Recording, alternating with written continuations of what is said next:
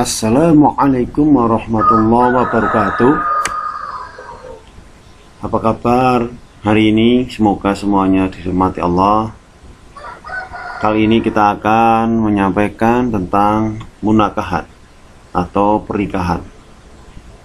Tentunya kita semuanya kepingin menikah sesuai dengan yang kita harapkan dan sesuai dengan tuntunan Rasulullah SAW.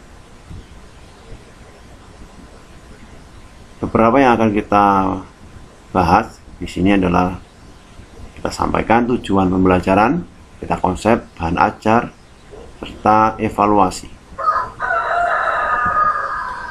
Tujuan pembelajaran adalah agar setelah mempelajari modul ini, satu, siswa dapat menjelaskan hukum Islam tentang talak. Dua, siswa dalam menjelaskan hukum Islam tentang rujuk. Ketiga, menganalisis ketentuan perkawinan menurut perundang-undangan tentang perkawinan di Indonesia. Ini adalah peta konsep dari pengertian, hukum, tujuan, rukun, kewajiban suami istri, hikmah, talak, idah, rujuk, ila, li'an, jihar, hulu, fasak, serta perkawinan menurut negara. Insya Allah nanti kita akan pelajari. Mari kita lihat dengan seksama.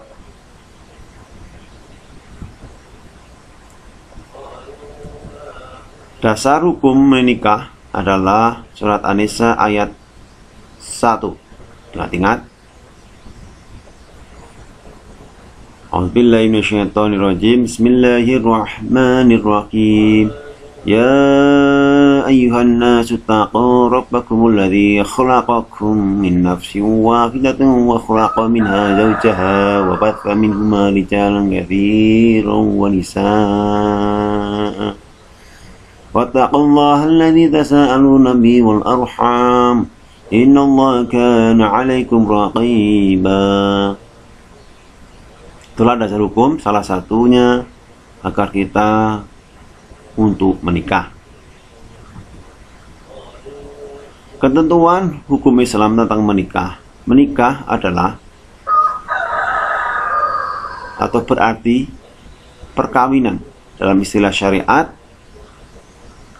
menikah berarti melakukan suatu akad atau perjanjian untuk mengikatkan diri antara seorang laki-laki dan seorang perempuan, serta menghalalkan hubungan kelamin antara keduanya dengan dasar sukarela dan persetujuan bersama demi terwujudnya keluarga yang bahagia yang diridhoi Allah.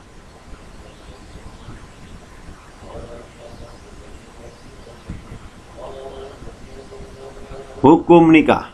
Ada beberapa hukum nikah, yaitu ada 4. Sunnah bagi yang ingin menikah, mampu pula mengendalikan diri dari perzinahan. Sunnah, tapi ada yang wajib. Bagi yang ingin menikah, jika tidak menikah, khawatir berbuat zina, itu wajib menikah. Ketika makruh, ingin menikah tapi belum siap dalam memberikan nafkah istri dan anak. Yang keempat adalah haram jika nikahnya untuk menyakiti orang lain.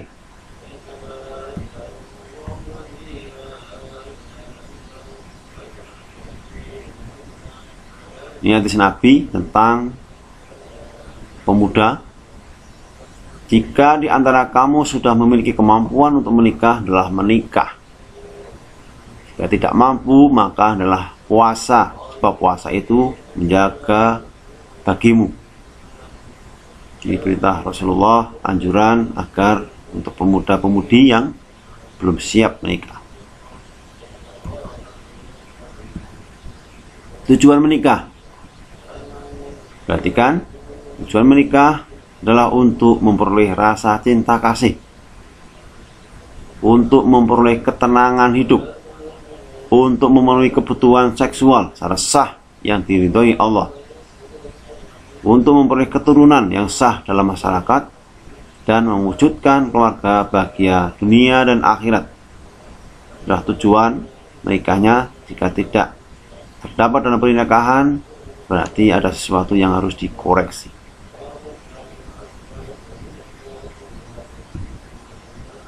Rukun nikah. Rukun nikah ada beberapa, yaitu yang pertama ada calon suami. Ini ada beberapa syarat yang harus dipenuhi. Yang kedua, rukun nikah adalah ada calon istri. Juga mempunyai syarat beberapa. Kemudian yang ketiga, rukun nikah yaitu ada wali. Wali itu adalah yang menikahkan, mempelai laki-laki dengan mempelai wanita atau mengizinkan pernikahannya.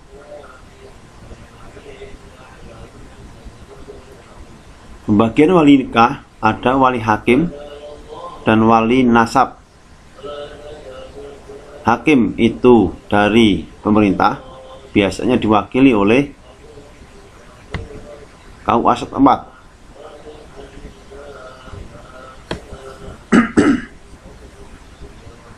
Yang kedua wali nasab, wali yang ada pertalian darah dari wanita. Dan ada syarat-syarat wali nikah dari beragama Islam: laki-laki balik dan berakal, merdeka, bersifat adil, dan tidak dalam ihram atau haji. Rukun nikah yang keempat adalah ada 2 orang saksi.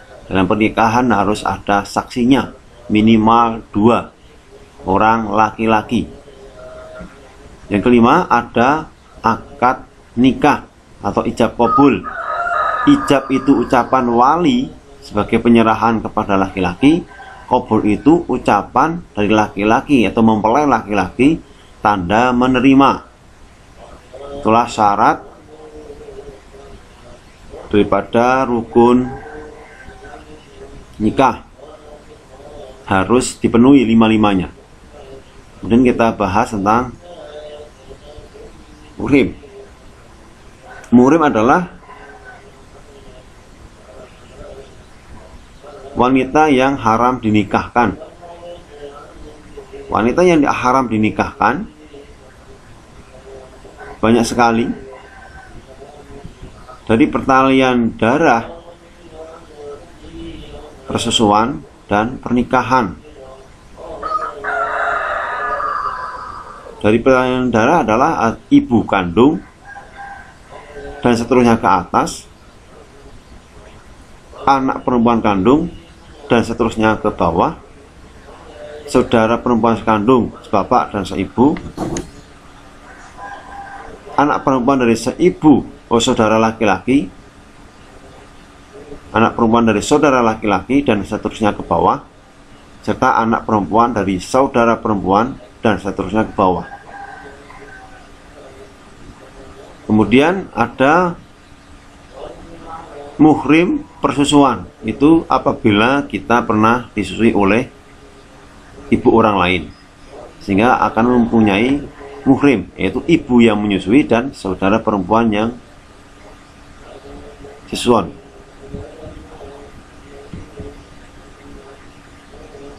Muhrim dari perkawinan, ibu dari istri, anak tiri apabila suami sudah berkumpul dengan ibunya,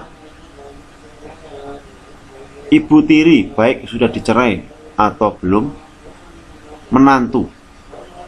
Itulah muhrim yang harus dijaga dan tidak boleh dinikahi.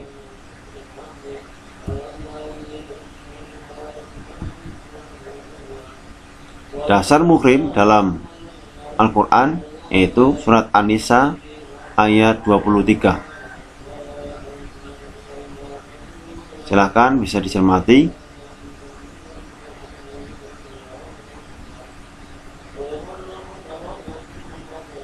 Kewajiban suami dan istri. Kewajiban suami memberi nafkah,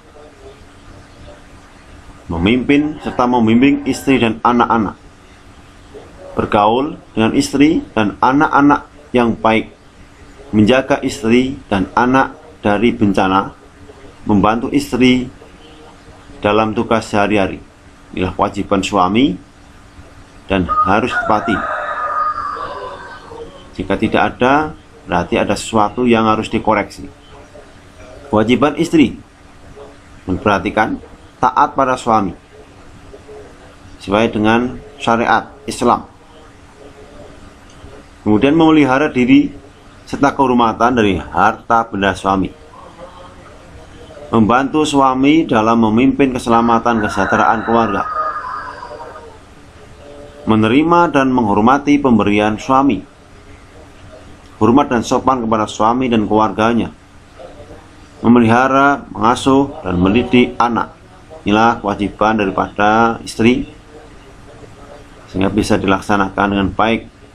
Tentunya tujuannya ibadah karena Allah.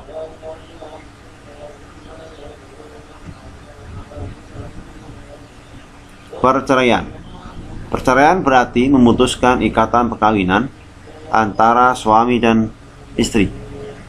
Hal-hal yang dapat memutuskan pernikahan. Coba kita perhatikan. Ini beberapa hal yang dapat memutuskan pernikahan. Dari talak, fasak, li'an, khuluk, ila, dan zihar. Ini kita harus hati-hati. Mari kita cermati satu demi satu.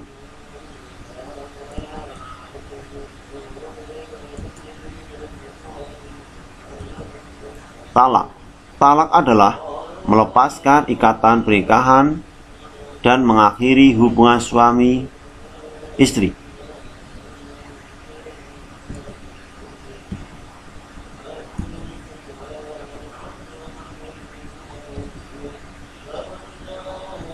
Hal yang dapat memutuskan yang kedua adalah li'an. Li'an adalah sumpah suami yang menuduh istri berzina.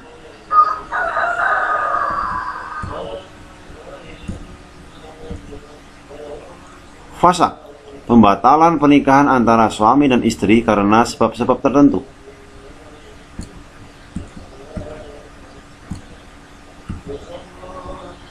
Ila, sumpah suami yang mengatakan bahwa ia tidak akan meniduri istrinya dalam jangka waktu tertentu.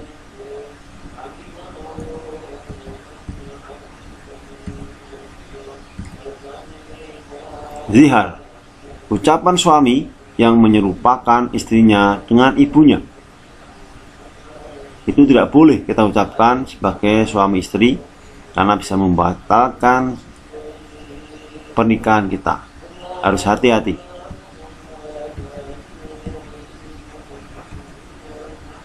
Khulu, perceraian yang dilakukan karena kehendak istri untuk melepaskan ikatan perkawinan dengan memberikan tebusan iwat, ganti rugi yang dipinta oleh pihak akad atau suami.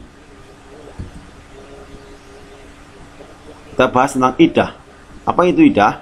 Masa menunggu bagi istri yang ditinggal mati atau cerai dari suaminya untuk bisa menikah kembali. Berapa lama nikahnya? Ulangi. Berapa lama iddahnya? Iddah jika suami wafat 4 bulan 10 hari. Bagi yang tidak hamil. Yang kedua, sampai melahirkan. Jika suami wafat, hamil sampai melahirkan jika istri hamil. Iddah yang kedua karena talak, fasak, dan hulu. Tidak ada iddah bagi istri yang belum bercampur. Kemudian bagi yang sudah bercampur, istri dengan suami, iddahnya yaitu 3 kali suci bagi yang masih menstruasi, atau 3 bulan bagi yang sudah berhenti menstruasi.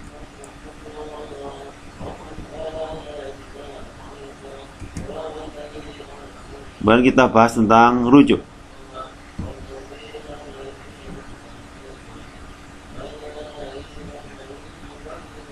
Rujuknya suami untuk menyakiti istri atau mendurhaki Allah adalah haram.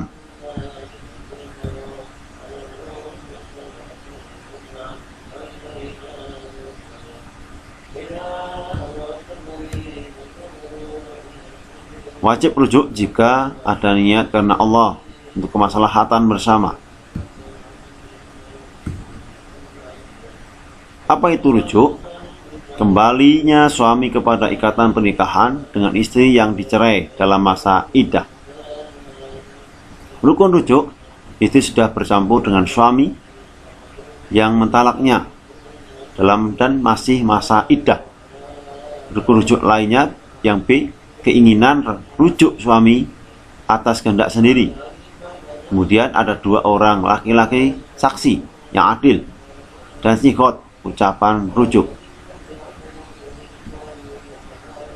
Hikmah pernikahan. Pernikahan merupakan cara yang benar, baik dan diridhoi Allah untuk memperoleh anak serta mengembangkan keturunan yang sah. Hikmah selanjutnya, melalui pernikahan, suami istri dapat memupuk rasa tanggung jawab, membaginya dalam rangka memelihara, mengasuh dan mendidik anak-anaknya. Hikmah pernikahan yang ketiga, menjalin hubungan silaturahim antara keluarga suami dan istri. Pernikahan menurut undang-undang di Indonesia, yaitu tertera dalam keputusan Menteri Agama RI nomor 154/1991 tentang pelaksanaan instruksi Presiden RI nomor 1/, tahun 1991 tanggal, mungkin tanggalnya salah ini, mengenai kompilasi hukum Islam di bidang hukum pernikahan. Tujuan pernikahan untuk mewujudkan rumah tangga, sakinah, mawaddah, warahmah. Kemudian dalam pasal 2 dan 3 dari kompilasi hukum Islam, pernikahan adalah akad yang sangat kuat untuk menaati perintah Allah dan pelaksanaannya merupakan ibadah. Itulah beberapa pembahasan tentang munakahat. Semoga bermanfaat. Wassalamualaikum warahmatullahi wabarakatuh.